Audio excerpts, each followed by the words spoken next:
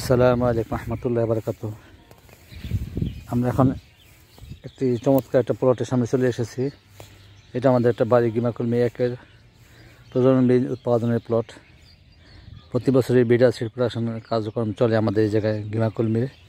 মাশাআল্লাহ চমৎকার ফলন হয়। এই গিমাকুলমি জাতটা অনেক সারা বাংলাদেশে অনেক পরিচিত। তার কারণ হলো এটা আমাদের স্থলভাগে হয়, আর এটা আছে আপনার পানিতে হয় যেটা। কিন্তু স্থলভাগে সুবিধা হলো এটাই যে আমাদের এই গিমাকুলমি শাকটা একেবারে 6 মাস পর্যন্ত টানা চলতেই থাকে।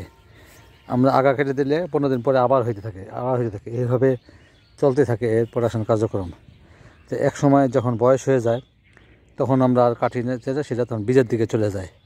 তো এই যে 6 মাস পর্যন্ত শাক খেতে খেতে তখন যদি ভালো না লাগে তখন সেই শাকটা আমরা ইচ্ছা করলে চমৎকার একটা গবাদি পশুর সবুজ ঘাস হিসাবে এটা ব্যবহার করা যাবে, এবং এটা অনেকেই ব্যবহার করে থাকেন যেহেতু ফলনও বেশ ভালো।